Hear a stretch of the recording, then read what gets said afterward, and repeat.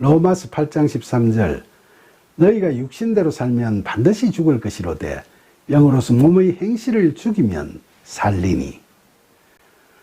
바울은 로마교회 교인들에게 그들이 기독교인이라고 자처하면서도 아직도 육신에서 벗어나지 못하고 그 육신이 이끄는 대로 죄를 범하면서 살아가는 자신을 보며 오호라 나는 공고한 사람이로다 라고 탄식만 하다가 그만 그 육신에 져서 육신에 따라 살아가 버리면 그런 자들은 반드시 영적 죽음은 물론이고 영원한 죽음까지도 피할 수 없다는 걸 본절에서 경고하고 있죠. 그러면서 바울은 성령의 도우심을 받아 더 이상 육신에 끌려다니지 않게 되면 로마 교인들이 다 죄 가운데서 벗어나서 그리스도의 영이 이끄는 대로 살게 됨으로써 영적 죽음에서 벗어나고 종국에는 천국에서 영생을 살게 될 것임을 이야기하고 있는 겁니다.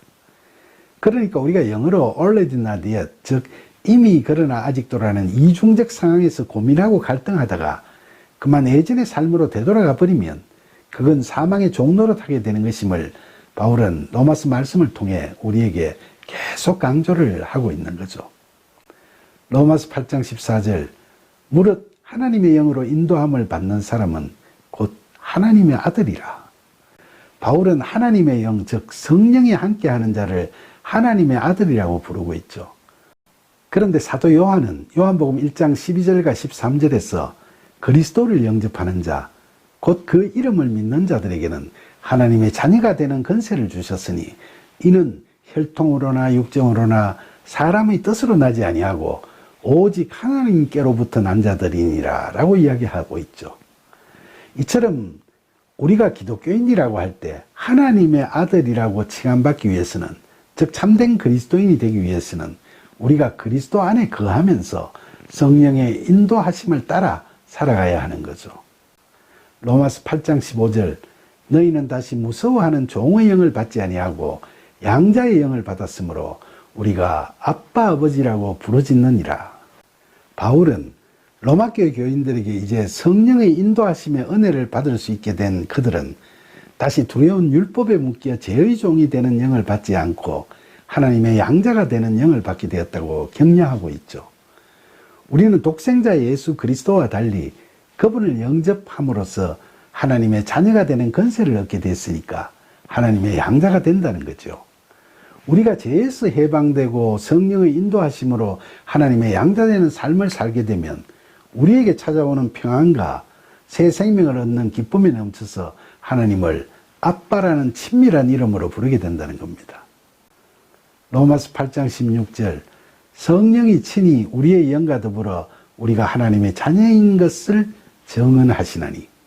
바울은 로마교회 교인들에게 굉장히 고무적인 이야기를 하고 있는 거죠. 그들은 이제 하나님의 양자의 영을 받았을 뿐만 아니라 그들에게 새 생명을 주고 그들을 인도하는 성령과 함께하는 가운데서 성령이 친히 그들이 하나님의 자녀인 것을 확신할 수 있도록 이끌어 주신다는 말씀이죠.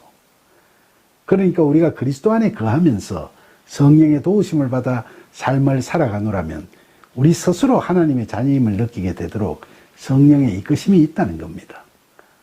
로마서 8장 17절 자녀이면 또한 상속자 곧 하나님의 상속자요 그리스도와 함께한 상속자니 우리가 그와 함께 영광을 받기 위하여 고난도 함께 받아야 할 것이니라.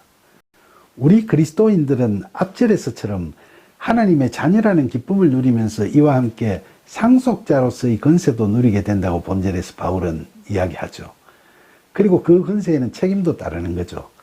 그러니까 우리가 그리스도와 함께 하나님의 자녀로서나 또는 상속자로서의 영광을 받기 위해서는 고난도 함께 받아야 한다는 겁니다.